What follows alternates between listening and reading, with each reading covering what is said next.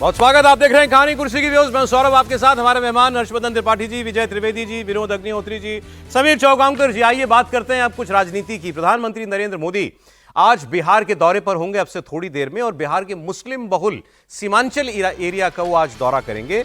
मोदी पश्चिम बंगाल से सीधा बिहार पहुंच रहे हैं। आज पूर्णिया एयरपोर्ट पर वो एक नए टर्मिनल का उद्घाटन करेंगे। इसके साथ 36,000 करोड़ की परियोजनाओं का शिलान्यास और उद्घाटन भी करेंगे। इसकी जानकारी खुद उन्होंने एक्स पर भी दी। पूर्णिया मुस्लिम बहुल सीमांचल एरिया में आता है। पूर्णिया एयरपोर्ट से सीमांचल के 4 जिलों के रहने वाले लोगों को एयर कनेक्टिविटी का फायदा मिलेगा। प्रधानमंत्री मोदी देश के पहले राष्ट्रीय मखाना बोर्ड का भी आज शुभारंभ करेंगे। तो ये तो था उनका औपचारिक कार्यक्रम।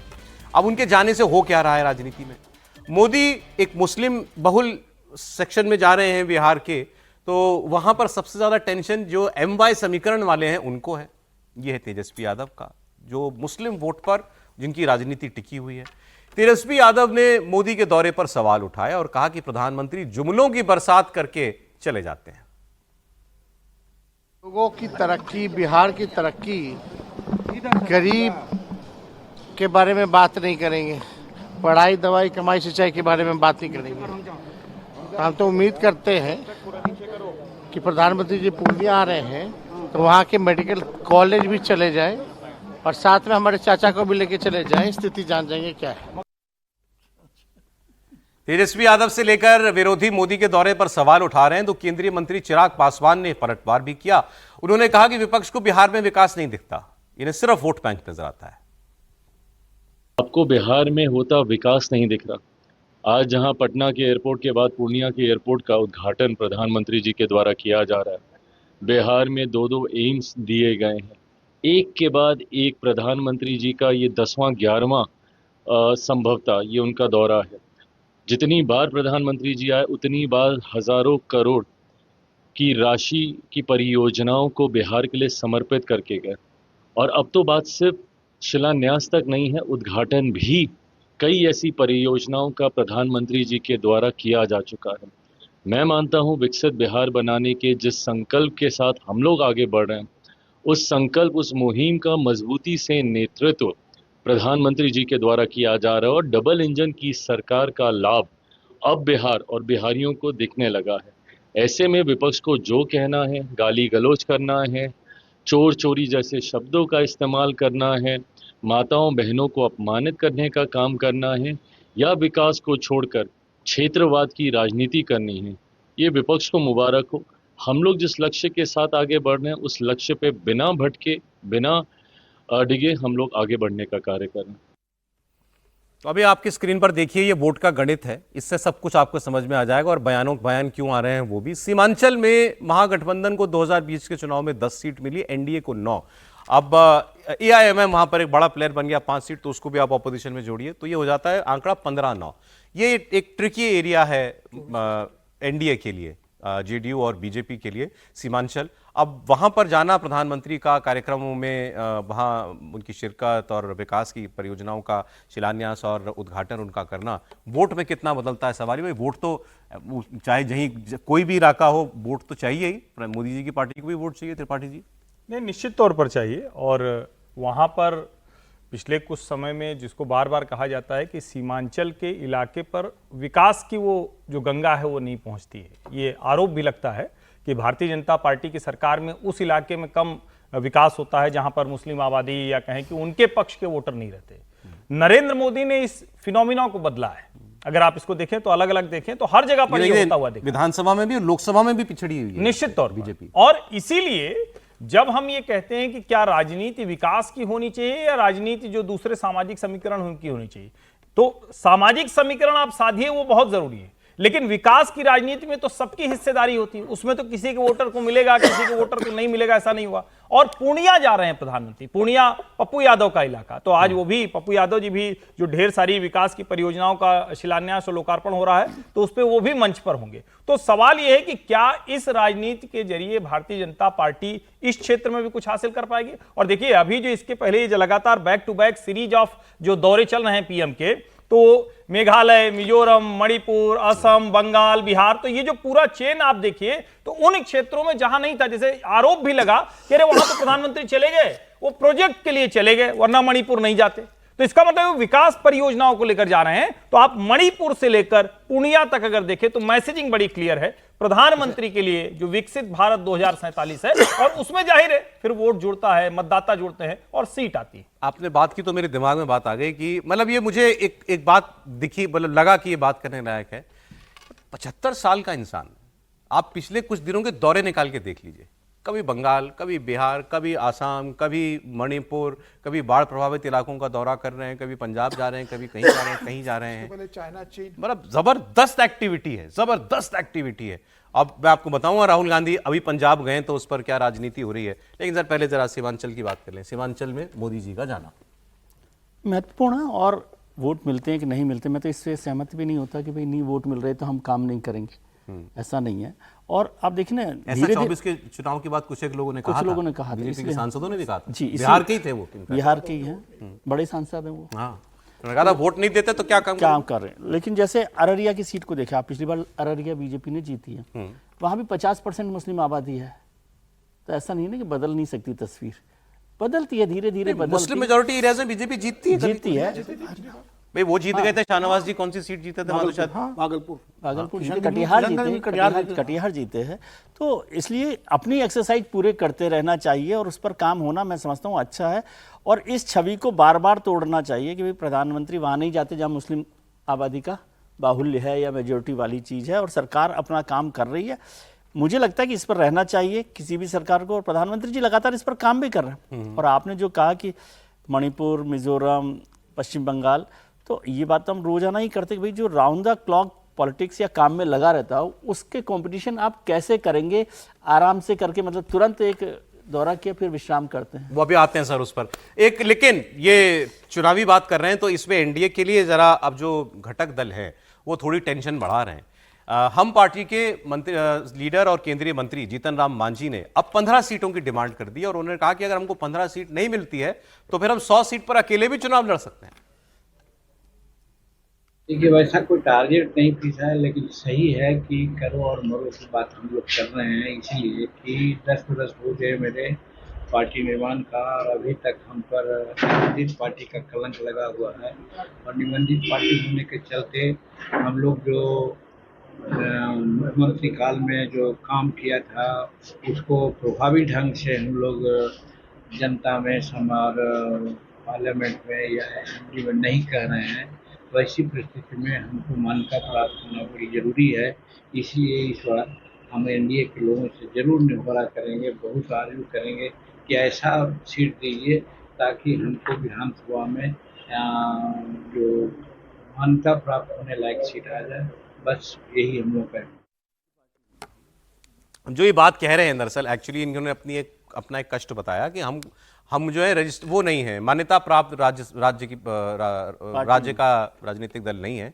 बता रहे थे कि 6% वोट चाहिए। अब वो ये चाहते हैं कि ज्यादा सीट लड़ेंगे तो हमको ज्यादा वोट मिलेगा, इसीलिए वो ज्यादा सीटों की डिमांड कर रहे हैं। फिर कहा नहीं तो हम 100 सीट भी लड़ लेंगे। आप सर ये लड़ने के लिए 243 लड़ सकते हैं, इसमें क्या दिक्कत है? वैसे 15 दिनों में अभी चुनाव का लेकिन घोषणा मैं हो बता रहा हूँ जाएगी। 5 से ज्यादा नहीं मिलेंगी, अच्छा, और 5 मिल जाए तो बड़ी बात है, और 5 पे मान भी जाएंगे मांझी जी। 15 से 5 मतलब ये तो वही है कि तोप का लाइसेंस मांगो। नहीं, मैं कह रहा हूँ दोनों तरफ ये सीट शेयरिंग कुछ लेट नहीं होगी, 15 दिन में तो इलेक्शन अनाउंस हो जाएगा। नहीं, सीट शेयरिंग तो आखिर तक सीट चलती शेयरिंग है, चल रही है, चलती रहती है, बाकी चल रही है। तो मोटे तौर पर ये हो भी होता जाती है कई बार कुछ कैंडिडेट अनाउंस 10-20 होते रहते हैं, सीटों सीट का शेयरिंग चलता चलती रहती है। नीतीश कुमार ने अपने 3 कैंडिडेट अनाउंस भी कर दिए हैं। लेकिन मांझी जी को आप देखिए, मांझी जी तो मांझी है ना, तो नाव उनकी जो है कभी इधर कभी उधर, कभी इस घाट पर कभी उस घाट पर लगती रहती है, और उनकी मजबूरी है एनडीए में रहना, कहाँ जाएंगे।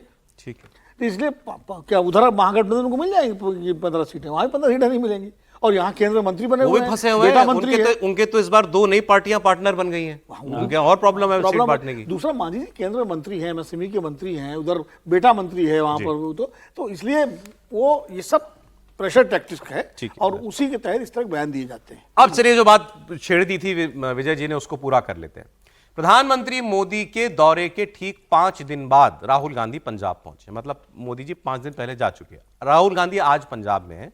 सबसे पहले उन्होंने अमृतसर में जाकर गुरुद्वारा साहब में माथा टेका, उसके बाद फिर वो निकले बाढ़ पीड़ितों से मिलने के लिए। राहुल गांधी के साथ पंजाब कांग्रेस के अध्यक्ष अमरिंदर सिंह राजा वड़िंग और विधानसभा में विपक्ष के नेता प्रताप सिंह बाजवा थे। इससे पहले प्राइम मिनिस्टर मोदी 9 सितंबर को पंजाब में बाढ़ ग्रस्त इलाकों का हवाई सर्वेक्षण करने के लिए गए थे। फिर उन्होंने बाढ़ पीड़ितों से मुलाकात भी की थी और उन्होंने 1600 करोड़ रुपए का बाढ़ राहत पैकेज अनाउंस किया। इस पर विवाद हुआ था, बताता हूं आपको। लेकिन राहुल गांधी को लेकर अब बीजेपी ये सवाल पूछ रही है कि अभी तक उन्होंने पंजाब के बाढ़ प्रभावित लोगों के लिए क्या किया। 5 दिन, अब मतलब इतने दिनों के बाद अब तो बाढ़ उतर भी गई, अब राहुल गांधी जा रहे हैं वहां मिलने के लिए जब पानी कम हो गया है। तो कहां थे राहुल गांधी? राहुल गांधी बिहार में अपनी यात्रा पूरी करने के बाद विदेश चले गए। विदेश से आए तो उपराष्ट्रपति चुनाव में उन्होंने वोट डाला। उसके बाद वो रायबरेली गए, अपने क्षेत्र में 2 दिन वो वहां पर रहे, फिर बीच में 2-3 दिन कहाँ रहे पता नहीं, दिल्ली गुजरात गए थे ना? गुजरात गए। सारा कुछ करने का समय उनके पास है, पंजाब जाने का समय उनके पास नहीं है, हिमाचल जाने का समय हिमाचल में तो उनकी सरकार है और पंजाब में आप सरकार अगले चुनाव में प्रबल दावेदार हैं सरकार बनाने के। बीजेपी ने अपना कृषि मंत्री भेज दिया, वो घुटनों तक पानी में खड़ा है व्यक्ति वहां पर जाकर के, पॉलिटिक्स अपनी जगह पर। लेकिन ये बीजेपी ने दिखाने की कोशिश की भाई पूरी ताकत लगाओ, यहां लोगों की मदद करो। इस वक्त लोगों को याद रहता है, कांग्रेस के लोगों ने भी किया होगा, लेकिन लीडर जब नहीं जा रहा है तो फिर कैसे माहौल बनेगा? तो ये सवाल है कि भाई क्या राहुल गांधी ने इस मौके पर भी दिखा दिया कि अभी वो गंभीरता आई नहीं है। समीर जी, देखिए, पंजाब तो वो राज्य जहां कांग्रेस लंबे समय सत्ता में रही, या तो अकाली सत्ता में रहते हैं या कांग्रेस है। इस बार आम आदमी पार्टी ने वहां सरकार बनाई और ये कहा जा रहा है कि भाई जब चुनाव होंगे तो कांग्रेस भी सत्ता में लौटेगी। वहां पर जिस तरीके से लोकसभा में कांग्रेस को समर्थन मिला कि वहां से 7 सांसद आपके वहां से जीत कर आए हैं, तो कांग्रेस को तो एक बड़ा सपोर्ट था पंजाब की तरफ से। तो राहुल गांधी का तो मलेशिया जाना ज़्यादा प्राथमिकता में था, पंजाब जाना नहीं था। और पंजाब तो छोड़िए, पंजाब में आपकी सरकार नहीं है। राहुल गांधी क्या वहाँ पर गए कि हिमाचल प्रदेश में जहाँ उनकी सरकार है? हिमाचल में भी तो इतनी भयानक आपदा आई है, सुक्खू साहब तो परेशान है वहाँ पर। क्या राहुल गांधी उस राज्य में गए जो 3 राज्य में उनकी सरकार है, उसमें से एक हिमाचल भी है? क्या वहाँ राहुल गांधी ने जाकर मदद की या बात की? क्या राहुल गांधी उनके सांसदों ने अपने सांसद निधि से कोई बड़ा पैसा इस काम के लिए दिया? क्या राहुल गांधी ने कहा कि भाई मैं अपने 1 महीने की तनख्वाह या 2 महीने की तनख्वाह, या कांग्रेस का हमारे 99 सांसद है सब 1-1 महीने की तनख्वाह मौका चूक जाना, तो ये बताना कि आपके राजनीति में आपकी प्राथमिकता क्या है। आपको मलेशिया जाना आपकी प्राथमिकता है, आपके लिए घर बैठना प्राथमिकता, पार्टी के साथ बैठक करना, आपके लिए किसी बड़े होटल में परिवार के साथ डिनर जाना प्राथमिकता है, लेकिन आपके लिए पंजाब में जाना प्राथमिकता नहीं, जहां पंजाब में बाढ़ के कारण इतना हाहाकार मचा हुआ है। मुझे लग रहा है एक सांसद होने के नाते, विपक्ष के नेता होने के नाते, और पंजाब में आपकी इतनी जड़ें मजबूत है कांग्रेस की, आपके सांसद वहां लगातार दिन रात काम कर रहे हैं, आपके प्रदेश अध्यक्ष वहां बहुत काम कर रहे हैं, कम से कम वहां जाकर कार्यकर्ता को। अरे राहुल गांधी के लिए यह भी नहीं कहा जा सकता कि एक इनएक्टिव नेता है, एक्टिव बहुत है, ये इधर उधर कहीं ना कहीं व्यस्त रहते हैं हमेशा। सर एक्टिव लेकिन सही जगह पर मौके पर पहुंचना। एक्टिव कहाँ रहेंगे? एक्टिव रहेंगे तो स्टेशन जाके कुलीग के रूप में सामान उठा लेंगे, वो मोटरसाइकिल ठीक करने चले जाएंगे, लोको पायलट के पास चले जाएंगे। अब आप जिस आदमी से प्रतियोगिता में हैं, उस आदमी का हम लोग बात कर ही रहे थे, वो पूरा हिंदुस्तान नाप देते हैं 4 दिन के अंदर। सर कुछ कहना है राहुल गांधी जी के लिए आपको? मैंने तो ये पहले ही बोला कि भाई देखिए, वो सरकार चला रहे हैं, तीसरी बार सरकार बना रहे हैं, वो नहीं भी चलाएं नहीं भी जाएं तो भी उनकी सरकार चल रही है। आपको उस आदमी से मुकाबला करना है, यदि आपको उनकी जगह लेनी है तो आपको तो उससे ज़्यादा मेहनत करनी पड़ेगी ना।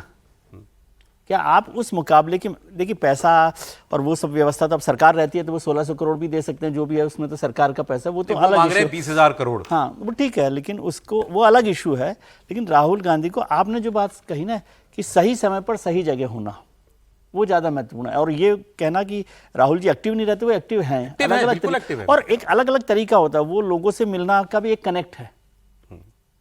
आप इसको हर तरीके से देख सकते हैं। ये जो सरकार ने 1600 करोड़ रुपए का मोदी जी ने पैकेज दिया बाढ़ राहत के लिए, वहां लोगों ने कहा भाई हमको जरूरत है 20,000 की, आप दे रहे हो 1600 करोड़। उन्होंने कहा हमारे 60,000 करोड़ रुपया बकाया है पंजाब सरकार के, आप वो रिलीज कर दीजिए। खैर ये इस पर विवाद हुआ ना, राहुल गांधी इस विवाद को बढ़ाते आगे। राहुल गांधी पंजाब जाते हैं और कहते हैं भाई इतनी बर्बादी हुई है, केंद्र सरकार को पैसा देना चाहिए। ये काम राहुल जी को करना चाहिए कि भाई वो कहें पंजाब में क्या किया सरकार ने। सरकार की जिम्मेदारी है कि वो पैसा दे, उसकी मदद करे, वो सारा काम करना चाहिए। या जैसे मणिपुर की भी हम लोग चर्चा कर रहे थे, मणिपुर प्रधानमंत्री जी 2.5 साल बाद गए हैं, तो विपक्ष के नेता सवाल करते कि भाई क्या हुआ। मैं हैरान रह गया, रिपोर्टर ने माइक लगा के एक बिल्कुल ओपन एंडेड सवाल किया राहुल गांधी से कि प्रधानमंत्री आज मणिपुर में है। राहुल गांधी ने कहा अच्छा, और बढ़ दिया। हाँ तो वही अरे आपने पार्लियामेंट में स्पीच दी है मणिपुर पे, प्राइम मिनिस्टर 2 साल बाद जा रहा है, इससे उलट होना चाहिए था कि क्या उलट होना चाहिए था कि रिपोर्टर कोई और सवाल पूछता तो कहते पहले बात करते मणिपुर की। प्रायोरिटी अजीब समझ में नहीं आ रही त्रिपाठी जी। नहीं, राहुल जी की हालत वही है बच्चा पढ़ाई करना नहीं चाहता, लेकिन माँ बाप के दबाव में प्रतिदिन स्कूल जाता है झोला लेकर, तो एक्टिव तो है वो, स्कूल भी जा रहा है, लेकिन क्या वो पढ़ाई कर रहा है क्या? और जब वो मन से नहीं कर रहा है, और मुझे बार बार ये चिंता होती है कि राहुल जी की जो मनोदशा है उस पर क्या कांग्रेस पार्टी उनके ऊपर अत्याचार नहीं कर रही? आप उनकी किसी भी भाव भंगिमा को देखिए, जिस तरह से कहीं वो जा रहे होते हैं। अब ये कब आदमी कर सकता है कि उससे पूछा जाए कि प्रधानमंत्री मणिपुर गए हैं, तो कहें अच्छा ये कब हो सकता है? ये तब हो सकता है जब आपके बैक ऑफ द माइंड में कुछ और चल रहा हो, मतलब एकदम से अचानक अच्छा ये भी है, मणिपुर भी बताना है, अच्छा पीएम चले गए। नेता प्रतिपक्ष को तो इस पर इतना बढ़िया एक स्टेटमेंट आना चाहिए। और मैंने जो पहले भी कहा था अभी पूर्णिया की बात करते हुए कि पीएम के मणिपुर जाने पर यह आलोचना 2.5 वर्ष वाली तो ठीक है, ये तो हम सब कह रहे हैं भाई थोड़ा और पहले पीएम जाते, लेकिन असली आलोचना क्या की? कांग्रेस ने कहा कि वहां प्रोजेक्ट जो है उसको शुरू करने गए हैं। अरे भाई देश का प्रधानमंत्री है, अगर वो किसी राज्य में और वो भी ऐसे कॉन्फ्लिक्ट जोन वाले इलाके में जा रहा है, वहां के लिए परियोजनाएं लेकर जा रहे हैं, विकास लेकर जा रहे हैं। 2015 के बाद देश के पूर्वोत्तर की अरुणाचल हो या मेघालय, मिजोरम, ये सब अभी जाकर रेलवे से जुड़ पाया है। तो अगर ये सब हो पा रहा है तो इस पर आपको तैयारी के साथ बोलना पड़ेगा, लेकिन तैयारी के साथ आप तब बोलेंगे जब आप उसी में डूबे रहे, वही करते रहे। आप ब्रेक करके थोड़े दिन के लिए घूम टहल के आगे सब गायब हो गया, एकदम पता ही नहीं होगा। फिर लौट के आए तो उपराष्ट्रपति चुनाव आ गया तो कहे वोट दे आते हैं, फिर सोचेंगे, फिर गायब हो गए। अब जाना तो सब जगह कर रहे हैं, कहां नहीं जा रहे भाई? वो रायबरेली भी गए, यहां भी गए, तो वो ठीक ऐसे ही है, वो आकर बैठते हैं, कुछ घंटे रहते हैं, तब तक फिर से उनको फोर्स किया जाता है कि अरे भाई ऐसे नहीं चलेगा, देखो ऐसे चलोगे तो पीएम नहीं बन पाओगे कभी। तो कहते हैं अच्छा नहीं बन पाएंगे पीएम, अच्छा चलो। अब उनको वोट चोरी मिल गया। वोट चोरी आपका मुद्दा है, ठीक है, लेकिन देश में और भी तो मुद्दे हैं। आप वोट चोरी का कैंपेन चलाए रखिए, आपको चलाना है। हर चीज का जवाब वोट चोरी नहीं हो सकता सर। अब इतने उन्होंने डेड इकोनॉमी स्टेटमेंट दिया जो ट्रंप ने कहा था भारत की इकोनॉमी के लिए। उन्होंने कहा मैं धन्यवाद करता हूं, किसी ने तो बोला, ट्रंप ने बोला dead economy, yes Indian economy is dead. उसके बाद से आप सब ढूंढ सोच लीजिए कभी अंतर्राष्ट्रीय मामलों पर कोई बयान दिया उन्होंने? एससीओ का समिट हो गया, चाइना से मिला है, रशिया से मिला है, ट्रंप ने ये कह दिया, वो कह दिया, एक स्टेटमेंट नहीं राहुल गांधी का, कुछ नहीं। उनसे पूछा गया कि जब वो चीन भी गए थे प्रधानमंत्री, तब भी पूछा गया था, तब भी पूछा गया था कि इस पर आपको क्या कहना है, तो उन्होंने कहा वोट चोर। मतलब आप ही बोले सर, मैंने क्या बोला। हमारे मित्र लोग पहले ही बोल चुके हैं, लेकिन मुझे लगता है कि थोड़ा हम लोग ज्यादती करते हैं राहुल गांधी के साथ। अब राहुल गांधी पंजाब अगर 5 दिन बाद गए तो गए, प्रधानमंत्री 2.5 साल बाद मणिपुर गए, तो उसमें तो हम लोगों ने कहा गया है बहुत अच्छा है, गए कम से कम मरहम लगाने। अब वो 5 दिन बाद गए, भाई राहुल गांधी को प्रधानमंत्री हो जाएंगे तो वो भी हवाई सर्वेक्षण कर लेंगे सब जगह, क्या दिक्कत है? देखिए आप सवाल ये है कि अब रायबरेली अगर 2 दिन अपने क्षेत्र में रहे तो वो भी नागवार गुजरता है, साहब रायबरेली 2 दिन क्यों बिता दिया उन्होंने? ठीक है, कुछ चीज़ें हैं कि मान लीजिए आप सही कह रहे हैं कि जब उनसे प्रधानमंत्री मणिपुर दौरे के बारे में पूछा गया तो उनको उसे बोलना चाहिए था कि हाँ भाई मणिपुर जा रहे हैं तो क्या करने जा रहे हैं, क्या जा रहे हैं, क्या कुछ ना कुछ सवाल उठाना चाहिए था। मैं सहमत हूँ इस बात से, लेकिन अब एकदम से कि राहुल गांधी बिल्कुल निकम्मे हैं, रिलेंटलेस, एक आदमी 4000 किलोमीटर भारत नाप ले फिर भी वो रिलेक्टेंट है, वो 6000 किलोमीटर टोटल यात्रा कर ले देश की फिर भी रिलेक्टेंट है, बरसते पानी में वो लोगों के बीच में रहे तो भी रिलेक्टेंट है, वो अब घुटनों तक जो है मखाने खेत में घुस जाए तो भी रिलेक्टेंट है। मोजे पहन के सर, मोजे पहन तो ये तो यार मोजे पहनने पर तो उनकी प्रॉब्लम है ना, उसमें क्या दिक्कत है? मतलब हर चीज में हम लोग जो है खाली यही देखना है कि नहीं बस आप कह रहे हैं हम राहुल पे जाति कर रहे हैं। बिल्कुल जाति कर रहे हैं, ठीक। हर आपकी राय भी आ गई सर। राहुल में मोदी क्यों देखते हैं आप? ठीक है कि जैसे मोदी है वैसे काम करें सर। राहुल को मोदी की जगह बैठना है इसीलिए देखते हैं। क्या मनमोहन सिंह कौन सा मोदी है बैठ गए ना 10 साल? हम लोग नहीं जाति कर रहे हैं, उनका घर परिवार बहुत बड़ी बात बोल गए, घर परिवार जाति कर रहा है। मनमोहन सिंह कौन सा कहीं कुछ कौन सा मोदी जी थे? बैठ गए 10 साल रह गए। बस यही तो राहुल जी भी अटल जी कितना जाते थे लोगों के बीच में, खाली रैलियां संबोधित करते थे, लेकिन बन गए ना प्राइम मिनिस्टर। या गुजराल साहब कितना जाते थे, बन गए ना प्राइम मिनिस्टर। सर एक खबर और कर दे इस पर तो वैसे आधा घंटा और हो सकता है। समय थोड़ा बदल गया है गुजराल और आगे देखिए आज एक बड़ी मीटिंग भी होने वाली है, एक इंटरेस्टिंग मीटिंग। यूपी में 2027 के विधानसभा चुनाव को लेकर पार्टी ने कमर कस ली है और संघ और उससे सारे जुड़े संगठनों ने भी मोर्चा संभाल लिया है। अब योगी सरकार की हैट्रिक लगाने के लिए संघ कैसे मैदान में है जानिए। लखनऊ में बीजेपी और संघ का मंथन चल रहा है। 3 दिनों तक चलने वाली एक समन्वय बैठक का आज दूसरा दिन है। संघ, सरकार और पार्टी के बीच तालमेल इस मंथन का मकसद है। यूपी विधानसभा चुनाव से पहले वहां पंचायत के चुनाव होने हैं, इससे पहले 11 जो एमएलसी हैं उनका भी चुनाव वहां पर होना है और अब संघ अभी से इसमें एक्टिव हो चुका है। अब ये कुछ सबक सीखने के बाद वाली स्थिति लग रही है। समीर जी? सर आप कह रहे हो कि संघ ने कमान संभाल लिया, जिसको कमान संभालना है प्रदेश में उसका तो नाम भारतीय जनता पार्टी तय नहीं कर पा रही प्रदेश है। अध्यक्ष का नाम ही प्रदेश अध्यक्ष का तो नाम तय नहीं हो रहा है, अब संघ कमान कैसे संभालेगा? भूपेंद्र चौधरी हैं फिलहाल, भूपेंद्र चौधरी हैं। भूपेंद्र चौधरी, हाँ वही भूपेंद्र चौधरी अभी फिलहाल अध्यक्ष है।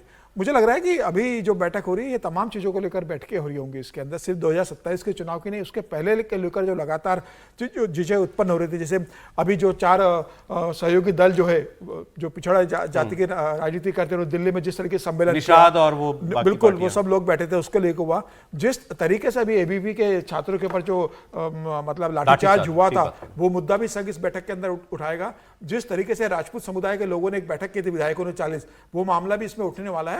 और ये भी उठेगा कि भाई प्रदेश और सेंटर के बीच में कोऑर्डिनेशन कैसा हो, तमाम चीजों को लेके क्या मुद्दे होना चाहिए, सरकार का कामकाज कैसा संघ है। आ गया ना बीच में सर? निश्चित रूप से संघ आएगा। लेकिन बहुत भूपेंद्र चौधरी की चिंता समीर जी ने की, भूपेंद्र चौधरी जी पर जो कमान कर रहा है उसका भी अभी तय नहीं किया आपने? राष्ट्रीय अध्यक्ष नहीं हुआ सर, कहाँ हुआ? आप तो नहीं, मैं ऐसे बनकर अक्टूबर आने को हो भूपेंद्र गया, आपसे चौधरी पार्टी की ने बात बताया। जिसके हाथ में अप्रैल से कह रहे हैं आप बनेगा, आप बनेगा। असली खबर आप लोग पढ़ते नहीं सर समय नहीं है मेरे पास, बिल्कुल 10 सेकंड। एक लाइन की बात, 14 करोड़ लोग हो गए हैं, समय लगता है। 14 करोड़ क्या हो गए? 14 करोड़ सदस्य हो गए हैं पार्टी के। आप लोग चाह रहे हैं 5 लोग मिलकर तय कर ले, लेकिन 14 करोड़ अरे 2025 में कर लेंगे या 26 वही में सब करेंगे तय, सब मिलकर ही। चलिए सर जिनके हाथ सर में सर कमान, जिनके हाथ में कमान है वो तो काम कर ही रहे हैं ना। जी।